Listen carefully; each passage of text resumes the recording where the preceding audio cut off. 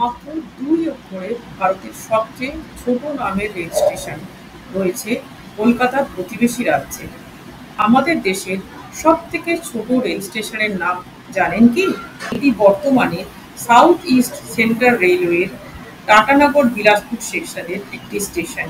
নমস্কার, না জানা অজানা জানা ফেসবুক পেজ এবং ইউটিউব চ্যানেলে আপনাকে স্বাগত। এই পৃথিবীর আনাচে কানাচে কত অজানা কথা রয়েছে, তার মধ্যে চেষ্টা করেছি কিছু কিছু আপনাদের সাথে শেয়ার করতে।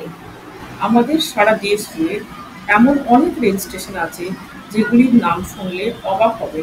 আবার এমন কিছু রেল স্টেশন আছে যেগুলির নাম খুবই মজাদার।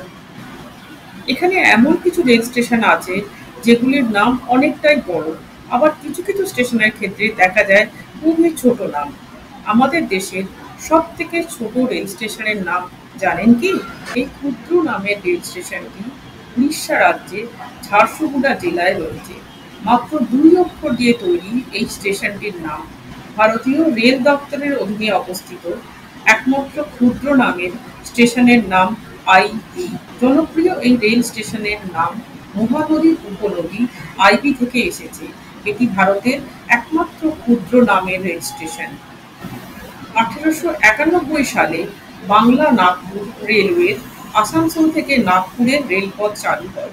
১৯০০ সালে হাওড়া নাগপুর মুম্বাই রেলপথের একটি স্টেশন হয় আইবি। এটি বর্তমানে সাউথ ইস্ট সেন্ট্রাল রেলওয়ের টাটানগর বিলাসপুর সেকশনের একটি স্টেশন। এই স্টেশনটিতে দুটি প্ল্যাটফর্ম রয়েছে।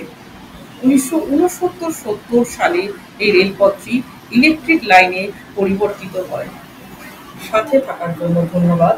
এইরকম নতুন নতুন তথ্য পেতে ফেসবুক পেজটি ফলো করুন বা ইউটিউব চ্যানেলটি সাবস্ক্রাইব করুন।